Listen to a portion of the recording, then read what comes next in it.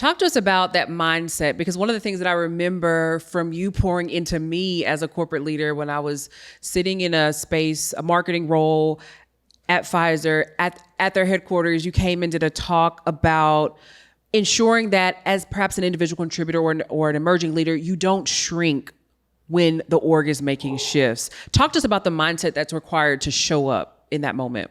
Oh, absolutely. And here's the thing, and thank you so much for that question.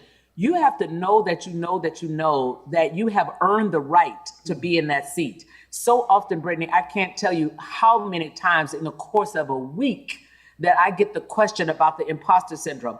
And every time I get it, it's like, because, nobody gives you a role because you are a woman. Nobody gives you a role because you are of color. People only spend their currency to give you a role when they know and heartily believe that you can deliver. Mm-hmm. And if you don't have that confidence in yourself at that point, hold on to their confidence until yours catches up. But you have to show up knowing that you have everything that you need in order to do the job. Otherwise, that opportunity, that moment would not have been delivered to you.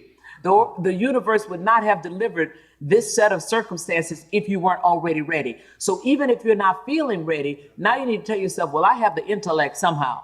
Yeah. Either I was taught this in my undergraduate or my graduate training, or I was taught this in some other kind of training program, or I had the experiences that led to the lessons that will now enable me to prosecute that, or I know somebody that might even know somebody that will be able to give me the things that I need in order to at least approach this, if not solve the problem. Each of us have at least three things in our tool chest: your intellect, which is your academic background, your experience, and your relationships, your networks. Those are three powerful things. For me, I have a fourth thing, and it's a spiritual word. But for most of us, we have at least the three things that are in our tool chest. And you must leverage all of those if you're going to be successful. So if you have chosen, and remember, Brittany, it's a choice. Yeah. Somebody's going to come to you and say, we'd like to choose you now as CEO. Will you accept? That will be the conversation. And if you say yes, then you are now accepting everything that goes with that. So there's no need to stand back and now question whether or not you could do it, right? If you've said yes, you've accepted it. So now you prosecute. You don't second guess your own decision. And you don't say to yourself, well, I can't say no. Who would say no to the CEO's role? Well, if you're not ready, then you have to be authentic and be honest with yourself and say, I'm not ready. But before you would do that, you should talk to a few people, because you may be discounting yourself and thinking that you're not ready when other people can give you the readily available evidence that you are. Yeah, we see that so often, particularly in the gender equity space, when you think about organizations that are committed to seeing more women in leadership roles. Sometimes it's us as women that are second guessing. Talk to us about some of the challenges that you're seeing as you are out working with organizations, speaking with organizations, seeing more women in leadership roles.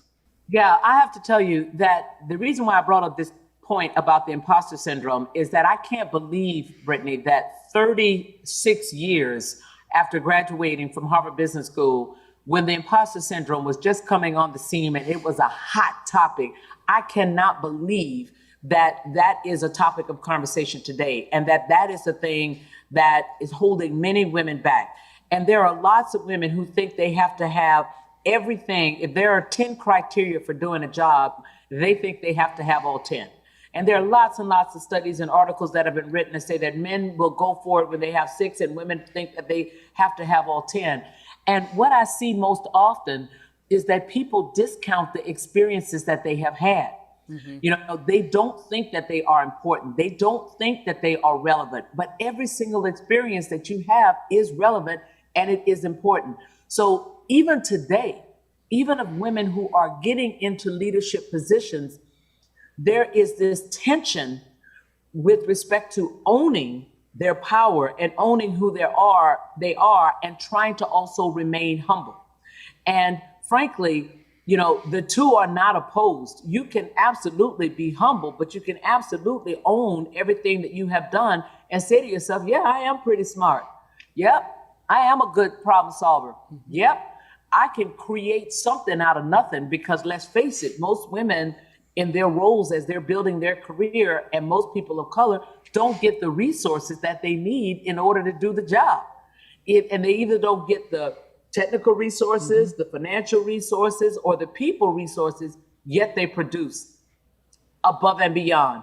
So if you're not giving yourself credit for that, when you know you've had those kinds of situations, then, what are you doing? There are most people that would not have been able to achieve what you have achieved with what you had to do it with. And you're not even thinking about that as something that should give you 4 gold stars.